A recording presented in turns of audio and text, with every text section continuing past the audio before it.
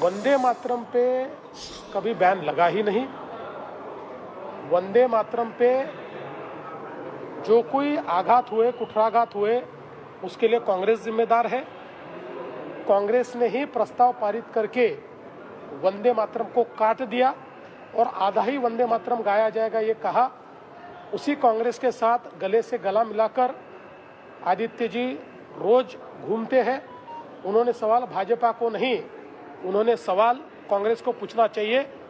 Bharatiya Janata party के कार्यकाल में वंदे मातरम का सिर्फ सम्मान हुआ है, कभी भी वंदे मातरम पर कोई पाबंदी नहीं लगी। भाऊ, आदित्य ठाकरे म्हणाले की शिंदे सेनेचे 22 आमदार जे आहे ते भाजपच्या गळाला लागलेले आहेत।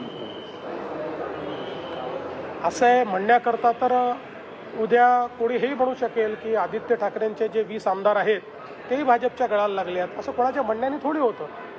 आणि आम्हाला शिंदे सेनेचे आमदार आमच्याकडे घेऊन करायचं काय आहे? ते आमचेच आहेत।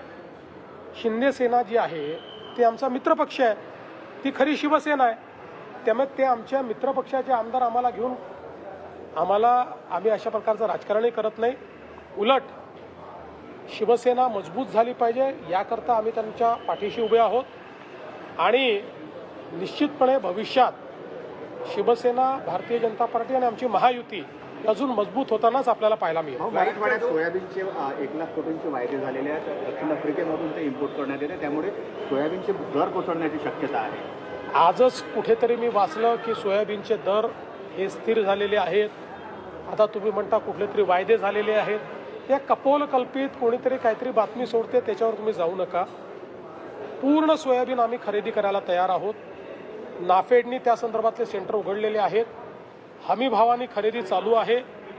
काही ठिकाणी हमी भावापेक्षा जास्त भाव बाजार देतोय, त्यामुळे ते बाजारातही विकलं जातं। आणि म्हणून मला असं वाटतं हे वायदे झाले, ते वायदे झाले, बाहेरून आलं वगैरे, या सगळ्या गोष्टींमध्ये काही अर्थ नाही।